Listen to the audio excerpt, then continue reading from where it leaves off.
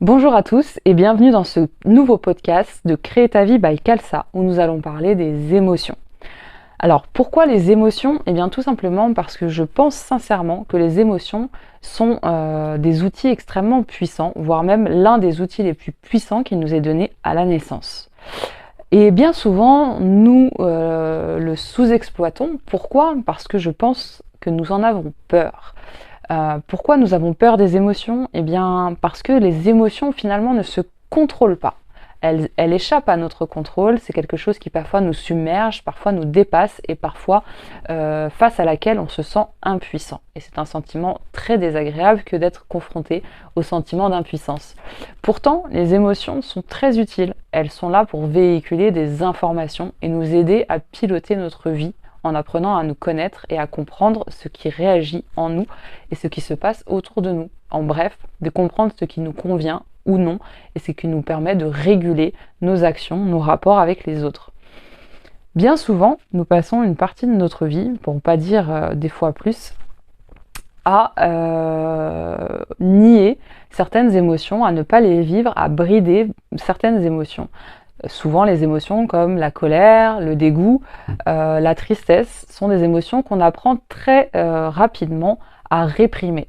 Pourquoi? Parce qu'on n'a pas appris à véhiculer le message qu'elle peut nous transmettre. Alors bien sûr, il y a des exceptions et des personnes qui ont eu cette éducation émotionnelle et ont pu développer ce qu'on appelle l'intelligence émotionnelle, cette capacité à reconnaître ses émotions, cette capacité à les verbaliser et cette capacité à expliquer nos besoins et à comprendre ceux des autres. Alors ça, bien sûr, c'est dans le meilleur des mondes quand tout va bien et qu'on a pu accéder à cette éducation, à cette information et développer cette intelligence-là. Mais il faut bien le reconnaître, ce n'est pas le cas pour la plupart d'entre nous. Et c'est ce que nous allons voir dans cette vidéo, ce podcast, c'est de parler un petit peu de cet outil merveilleux que sont les émotions. Pourquoi? Eh bien d'abord, pour simplement être plus épanoui dans sa vie, pour avoir un sentiment d'accomplissement et pour pouvoir également être en bonne santé. Pourquoi en bonne santé? Parce que les émotions, bien sûr, lorsqu'elles ne sont pas vécues, lorsqu'elles sont enfouies, eh bien, finissent un jour par créer des déséquilibres. Donc cela peut être à cause d'un amas d'émotions, de non-dits, ça peut être une séparation, ça peut être une maladie physique qui va finir par apparaître parce que la maladie, comme Michel Odoul et d'autres auteurs en parlent, et notamment la MTC, donc la médecine traditionnelle chinoise et bien d'autres courants qui maintenant s'ouvrent là-dessus également. Le mal a dit, c'est le mal qui verbalise des mots qui n'ont pas pu être exprimés. Donc effectivement, nos émotions impactent notre état de santé général. Alors bien sûr, on peut nier ces émotions pendant la plus grande partie de notre vie et l'encaisser plutôt bien. Simplement, soit les déséquilibres vont apparaître en nous, soit ils vont apparaître dans notre environnement, mais à un moment ou à un autre, il y a quelque chose qui va se dérégler et qu'il va falloir finalement régler si on veut pouvoir être en paix et se sentir en accord avec son environnement, sa famille, ses amis et surtout avec soi-même. Pour ça, la première étape, c'est déjà de commencer à connaître les émotions. Donc on peut en catégoriser 7 qui sont parmi les principales émotions, que sont l'amour, la peur, la tristesse, le bonheur, donc qui inclut la joie, etc., le dégoût, la surprise, et la 7e qui est, que je me rappelle, j'avais dit la colère, évidemment, la colère. Donc oui, et la colère, donc ces 7 émotions qui sont parmi les principales se déclinent après dans toute une palette d'émotions. Donc ce que je vous invite à découvrir, c'est un outil qui va pouvoir vous être très utile, qui s'appelle la roue des émotions. Mais bien sûr, vous pouvez simplement écrire ces 7 principales émotions, donc la peur, et décrire toutes les palettes d'émotions qui sont rattachés ou le vocabulaire qui peut être rattaché à cette émotion racine.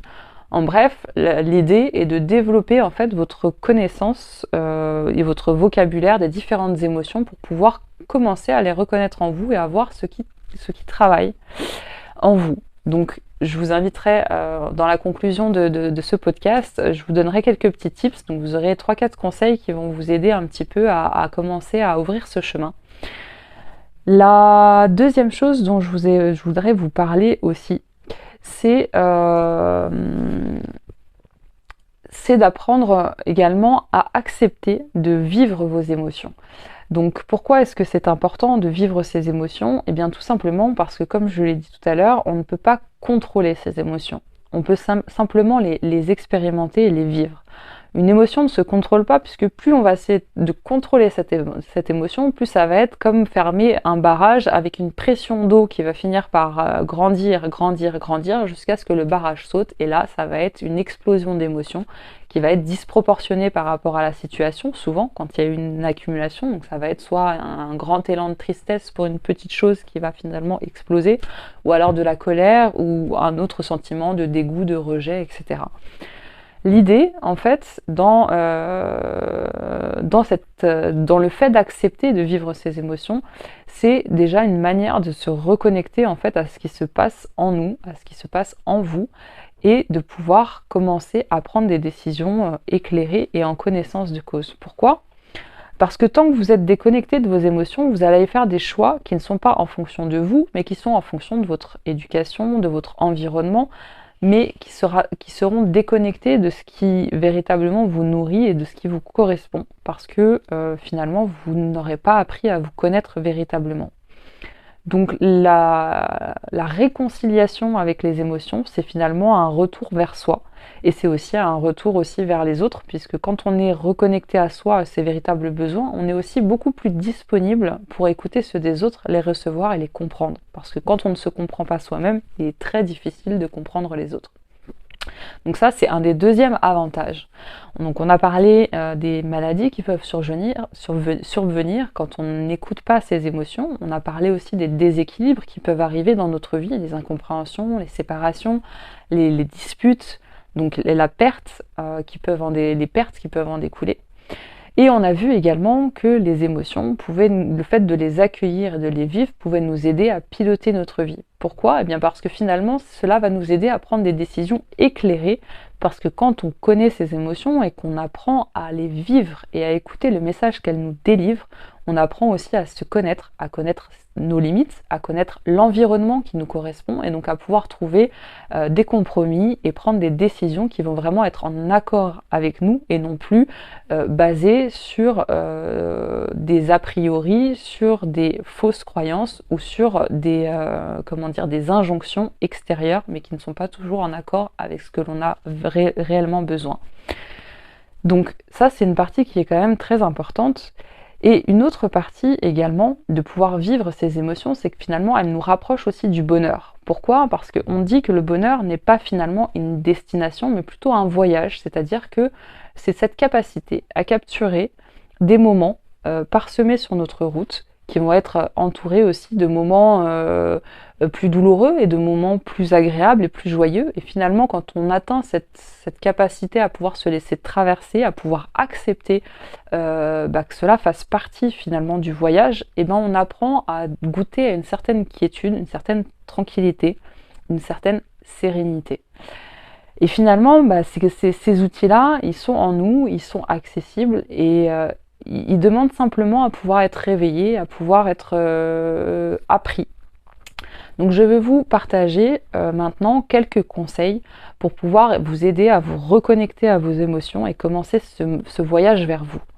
Le premier conseil que je vais pouvoir vous donner, donc on en a parlé un petit peu tout à l'heure, mais c'est de commencer à vous éduquer au vocabulaire qui vous rapproche de vos émotions.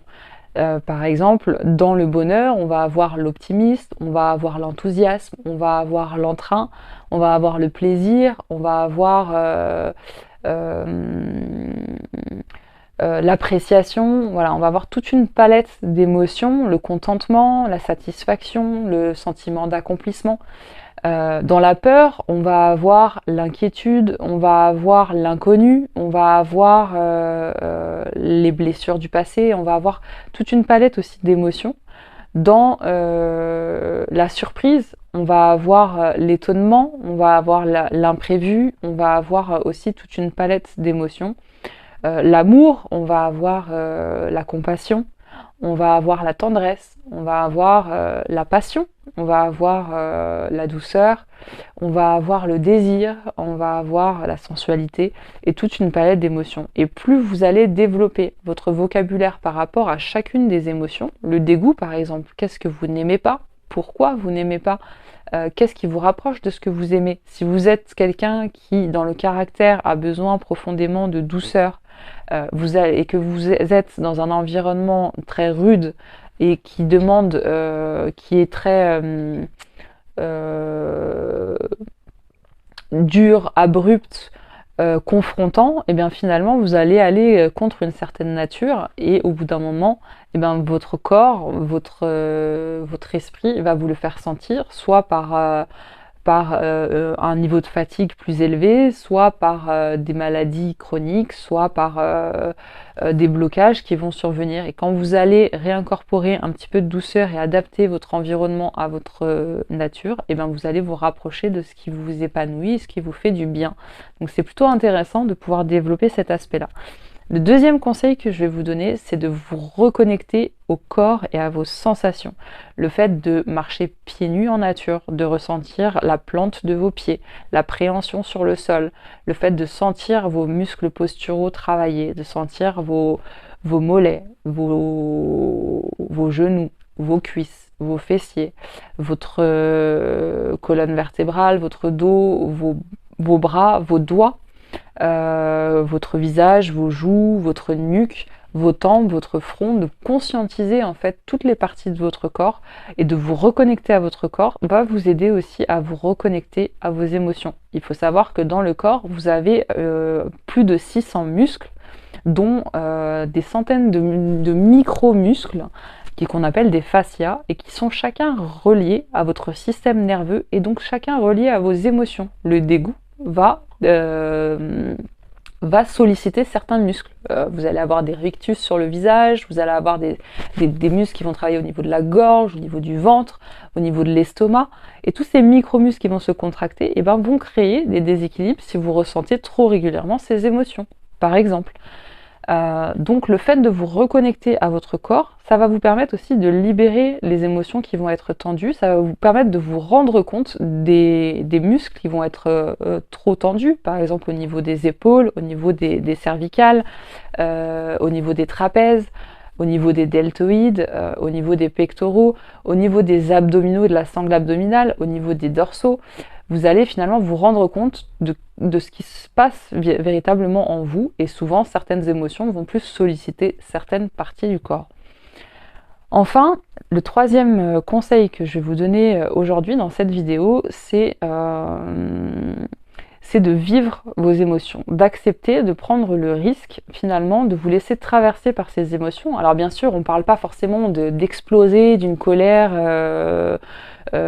incroyable, mais autorisez-vous à les vivre, à vous trouver un espace. Alors ça peut être, le but c'est de ne pas vous nuire à vous et de ne pas nuire à autrui, c'est de trouver des façons intelligentes de le faire, mais par exemple vous pouvez vous rendre en nature et simplement crier à tout poumon pour expulser votre frustration, votre colère, votre ras-le-bol. Ça peut être simplement pleurer, si vous n'avez pas pleuré depuis des dizaines d'années, si vous n'avez pas pleuré depuis longtemps, de vous autoriser tout simplement en mettant une musique triste, en mettant un film triste et d'aller vivre cette émotion. Alors le but, bien entendu, c'est pas de rester dans cette douleur et de s'apitoyer sur son sort en étant submergé par la tristesse, mais c'est de se dire, ok, j'ai le droit de vivre cette émotion, j'ai le droit de me sentir triste et par cet acte de vivre cette émotion, maintenant je choisis de la laisser partir. Et ça c'est super génial parce que pour deux raisons. La première c'est que elle ne sera plus en vous et elle va pouvoir laisser la place à d'autres émotions. Et la deuxième c'est que elle vous permettra de pouvoir passer à autre chose et de faire le deuil de certaines choses, puisque la tristesse elle est liée souvent au deuil, souvent à la perte de quelque chose, la perte d'un repère, la perte d'une personne, la perte d'un rêve, d'un espoir, de quelque chose que l'on n'a pas pu attraper et qu'on aurait voulu saisir. Et finalement, quand on en passe par le deuil, eh bien, on en passe après par la reconstruction et par accéder à quelque chose de nouveau. Parce qu'une émotion, lorsqu'elle n'est pas libérée, elle reste bloquée. Et finalement, c'est là qu'on entre dans le processus traumatique où on reste bloqué à vivre en boucle une même émotion.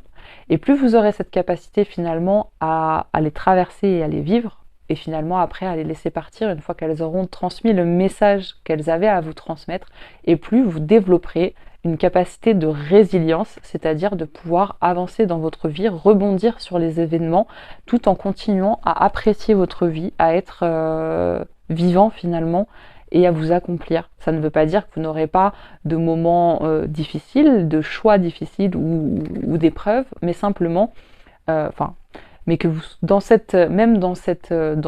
moments-là, vous saurez rapidement vous retrouver et rebondir après. Et ça, c'est vraiment ce que je vous souhaite. Et je vous remercie de m'avoir écouté pour ce podcast et je vous dis à très bientôt pour un nouveau sujet. À bientôt!